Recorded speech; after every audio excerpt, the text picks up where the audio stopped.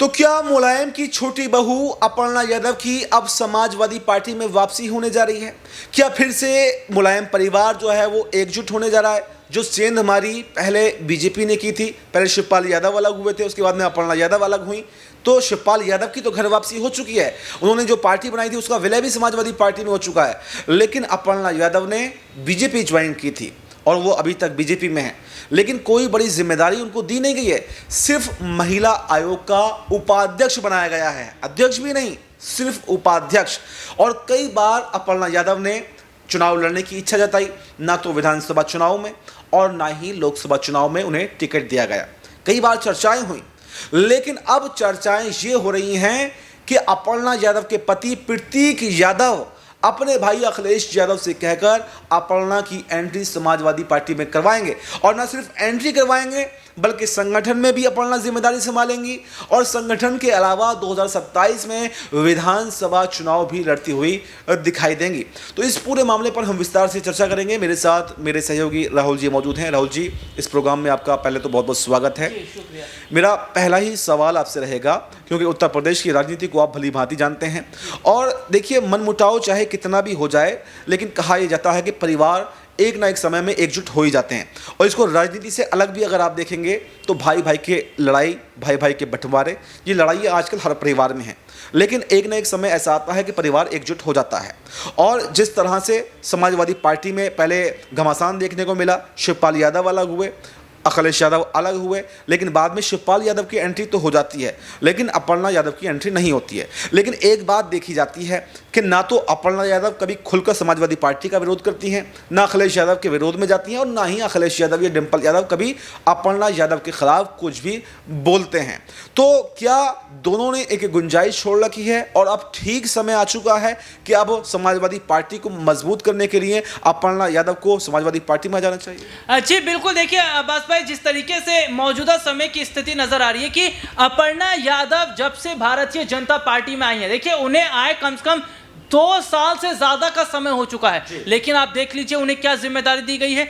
BJP में महिला उपाध्यक्ष का पद, ये क्या पद होता है? ये तो एक औपचारिकता होती है। मुलायम सिंह यादव की छोटी बहू अपर्णा यादव को एक छोटा सा पद दिया गया, वो भी तब जब गृह मंत्री अमित शाह का फोन आया, जब अपर्णा यादव ने बीजेपी छोड़ने के संकेत दे दिए थे, उसके बाद में ये पद दिया गया है। तो क्या इतना ही काफी है अपर्णा यादव के लिए, या उन्हें अपना राजनीतिक कद बढ़ाना है? देखिए अपर्णा यादव बहुत पहले से, अपर्णा यादव जब बीजेपी में आई तो वो ये सोच रही थी कि आने वाले टाइम पे उन्हें टिकट दिया जाएगा, वो चुनाव लड़ेंगी, वो विधायक बनेंगी, सांसद बनेंगी, इस तरीके का उनका सपना था। लेकिन यहाँ हम ये देख रहे हैं कि भैया अपर्णा यादव को विधायक तो छोड़िए, उन्हें कोई वैसे टिकट नहीं दिया जा रहा है।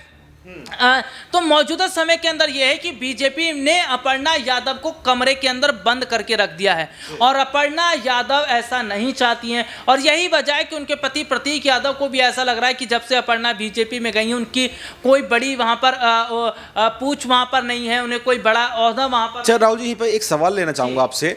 एक तरफ देखा जाता है कि समाजवादी पार्टी पर यह आरोप लगते हैं कि वो परिवारवाद करते हैं, क्योंकि उन्होंने दूर दूर के रिश्तेदारों को भी विधायक बनवा दिया, सांसद बनवा दिया, मंत्रालय सौंप दिए, यानी राजनीति में उनकी एंट्री करवाई।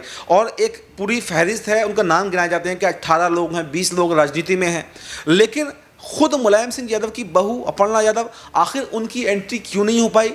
कौन उसमें बाधा डाला? किसने उसमें बाधा डाली? क्या अखिलेश यादव ने उनकी एंट्री को मना कर दिया था, या और अखिलेश ने अगर मना किया तो क्यों किया, या कभी अपर्णा यादव ने इच्छा ही नहीं जताई थी समाजवादी पार्टी से चुनाव लड़ने की? इस पूरे मामले को आप कैसा देखते हैं? देखिए सबसे बड़ी बात है कि जो एक बार दोबारा सवाल अब्बास भाई अपना रखिएगा। जी। मैं ये कहना चाह रहा हूँ कि एक तरफ समाजवादी पार्टी पर ये आरोप लगते हैं कि उन्होंने परिवारवाद वो करते हैं, 18-20 नेताओं के नाम आते हैं, जो दूर के रिश्तेदार थे उनको भी नेता जो है वो समाजवादी पार्टी ने बना दिया। सबसे बड़ा अगर परिवारवाद का आरोप लगता है तो उसमें समाजवादी पार्टी का सबसे ऊपर नाम आता है और लालू यादव का दूसरे नंबर पर नाम आता है। लेकिन मैं ये जानना चाह रहा हूं कि आखिर जो खुद की बहू हैं अपर्णा यादव, उनकी एंट्री क्यों नहीं हो पाई? क्या इसमें बाधाएं आई? किसकी वजह से एंट्री नहीं हो पाई? अखिलेश यादव ने एंट्री नहीं करवाना चाहिए, या यहाँ पर अपर्णा यादव ने इच्छा ही नहीं जताई, या फिर कौन सी ऐसी वजह रही हैं जो खुद मुलायम सिंह यादव की छोटी बहू की एंट्री उनकी पार्टी में ना हो पाई, जबकि दूर दूर के रिश्तेदारों की एंट्री हो गई? तो इस पूरे मामले को कैसे देखिए अब्बास भाई, ऐसी बात नहीं है कि समाजवादी पार्टी ने अपर्णा को टिकट ना दिया हो। समाजवादी पार्टी ने अपर्णा को टिकट दिया था, अपर्णा चुनाव लड़ी भी थी, लेकिन अपर्णा चुनाव हार गई थी। और उसके बाद ये देखा जाता है कि समाजवादी पार्टी ने फिर अपर्णा को साइडलाइन कर दिया, क्योंकि उन्हें यह पता लगा कि अपर्णा यादव को जनता उतना हिसाब से नहीं देखती। और देखिए सबसे बड़ी बात क्या है कि अपर्णा यादव की मैं यहाँ पर बात कर लेता हूँ, तो अपर्णा यादव प्रतीक यादव की वाइफ हैं, यानी कि पत्नी हैं। और प्रतीक यादव जो है वो सगे भाई अखिलेश यादव के नहीं है। मुलायम सिंह यादव ने दूसरी शादी की थी साधना गुप्ता से। साधना गुप्ता का पहला ही लड़का था प्रतीक यादव, और प्रतीक के साथ साधना आई थी। तो प्रतीक को अपनाया है मुलायम सिंह यादव ने, उनके सगे लड़के नहीं हैं। और यही वजह रही है कि कभी भी अखिलेश और प्रतीक के बीच उतना नहीं रहा, और प्रतीक ने भी कभी किसी मामलों में दखल अंदाजी नहीं दी है। और ये देखा गया कि राजनीति में कभी दिलचस्पी भी प्रतीक यादव ने नहीं ली है। तो इस लिहाज से भी देखा जाता है कि सौतेली माँ का जो है वो बेटा है और उनकी पत्नी है अपर्णा यादव। तो चलिए ठीक है, परिवार में है, लेकिन पार्टी में उस हिसाब से जगह नहीं दी गई जैसे अपनी पत्नी डिंपल को उन्होंने दी गई है, जो कि मैनपुरी से सांसद हैं। तो ऐसे में ये जरूर देखा जा रहा है कि बीच बीच में अखिलेश ने समर्थन अपने अपर्णा का किया है, क्योंकि ये भी देखा गया कि जब अपर्णा के साथ बीजेपी के अंदर दोहरा व्यवहार हो रहा था, उन्हें अलग थलग किया गया, जगह नहीं मिल रही थी, तो अखिलेश कह रहे थे कि ये तो बहुत गलत बात है, परिवार की छोटी बहू है और परिवार का वो हिस्सा है, लेकिन इस तरीके से। राहुल जी, रोकना चाहूंगा आपको, बस यहीं पे एक सवाल और लेना चाहूंगा। बीजेपी को ये लग रहा था कि अगर अपर्णा यादव को हम लेकर के आ जाएंगे अपनी पार्टी में, तो हम कहीं ना कहीं सेंधमारी कर देंगे समाजवादी पार्टी में। और यही काम इन्होंने पहले कांग्रेस के साथ में भी किया था। मेनका गांधी को लेकर के आए थे, वरुण गांधी को लेकर के आए थे, कांग्रेस से बीजेपी में लेकर के आए, उनको टिकट दिया, पारिवारिक फूट का फायदा उठाया, और वही पारिवारिक फूट का फायदा अब समाजवादी पार्टी में भी उठाया। लेकिन ना तो उस समय कोई ज्यादा फायदा मिल पाया, क्योंकि मेनका गांधी जीत भले गई हों, यहाँ पर भले ही उनको सम्मान भी मिल गया हो, सांसद रही हों, वरुण गांधी सांसद रहे हों, लेकिन कांग्रेस में सेंधमारी नहीं कर पाए। तो और वही खेल यहाँ पर दोबारा से हुआ, समाजवादी पार्टी में भी कोई सेंधमारी अपर्णा यादव की वजह से कर नहीं पाए। तो क्या इसीलिए लावारिस अब अपर्णा यादव को छोड़ दिया? क्या इसीलिए कोई जिम्मेदारी उनको नहीं दी गई? लेकिन क्योंकि पहले मेनका गांधी को जब लाया गया था, तब उनको मंत्रालय दिया गया था, उनको जिम्मेदारियां दी गई थी, बड़ी बड़ी पूछ उनकी थी, बड़ी कदर उनकी थी। लेकिन अब ना तो मेनका गांधी के पास कुछ है, वरुण गांधी का तो टिकट ही काट दिया गया।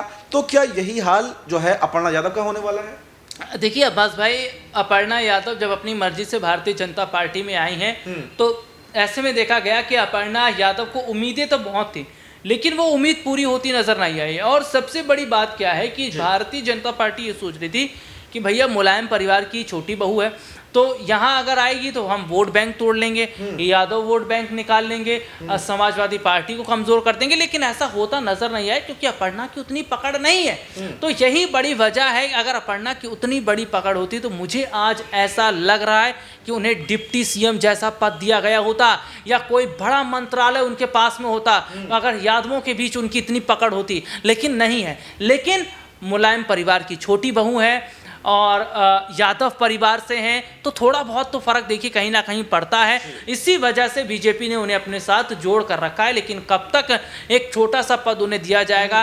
कभी तो उनकी इच्छा होगी कि भैया मैं भी चुनाव लड़ूं। तो ऐसे में अगर इच्छा पूरी नहीं होती तो वो सपा की तरफ जाएंगे।